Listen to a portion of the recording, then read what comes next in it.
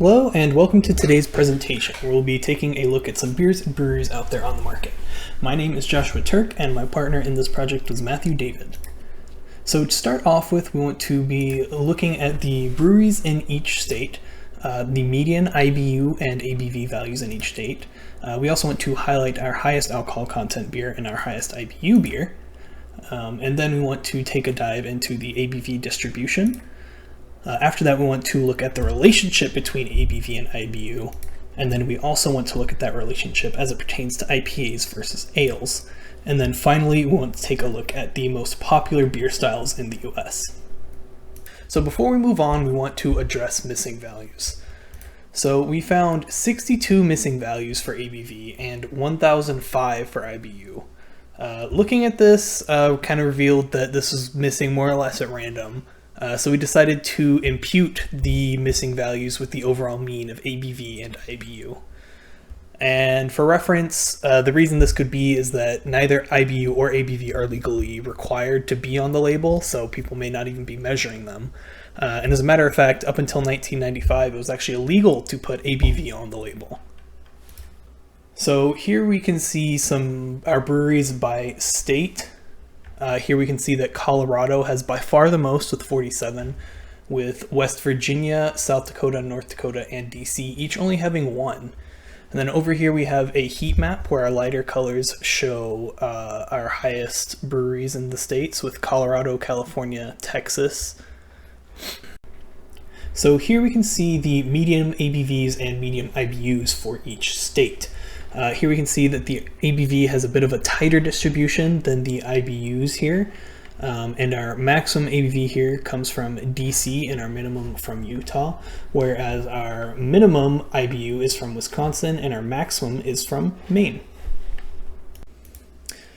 And this here is the Lee Hill Series Volume 5, which is our highest ABV content beer in the data set.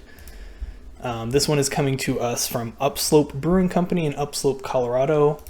Unfortunately, we did not have any IBU data for this. This is one of the ones that was missing, but this does have a 12.8% alcohol content. And then this is the Bitter Bitch Imperial IPA, which is our highest IBU measurement in the data set. This is coming to us from Astoria, Oregon, from the Astoria Brewing Company. And this has a IBU of 138, and for reference, the mean IBU of the dataset is about 43. So this is pretty high up there. And again, our ABV here is 8.2%. So here we want to look at the ABV distribution. You can see a histogram here. We have a little bit of right skewness here, so a lot more with higher percentages than there are down here. We have a mean of just about 6%, with our minimum being 0.1%, which in many places is considered non-alcoholic.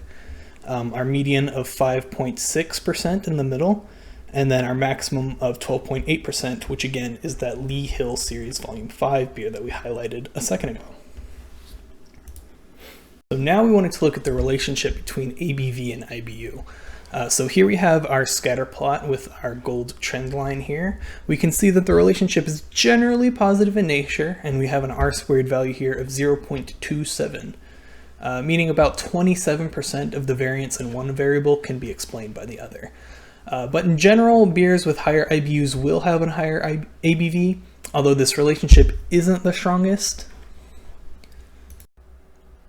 So next up, we wanted to look at the difference between IPAs and ales with respect to ABV and IBU. So to measure this, we decided to create a K&N model. So as you can see here, we correctly guessed about 258 of the ales and correctly guessed about 126 of the IPAs, where these numbers in red are the ones we got incorrect from the model. But our overall accuracy came out to about 83.3%, and running this over about 10 iterations, we got an average accuracy about 81.6, which is still pretty good. So here you can see our ale positive rate, or the sensitivity, is about 88.05%, which means we guess ales correctly about 88% of the time. And then for IPAs, this is a little bit lower. Our specificity here is 75%, so we guessed 75% of the IPAs correctly. Now, we have a pretty high accuracy here, and because of that, we can be pretty confident in saying that the difference between ales and IPAs can be very well defined by just a beer's ABV and IBU measurements. So finally, we wanted to look at the most popular styles of beer in the US. We went ahead and found the top 5 most popular styles of beer by count. And it turns out the American IPA was the most popular with a count of 424.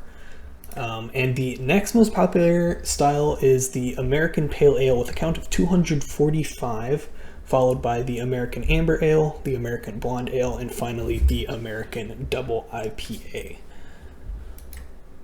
Here we wanted to visualize which states these top styles are coming from. For clarity, the different colors represent a tie in the most common style of the top 5 beers in each state.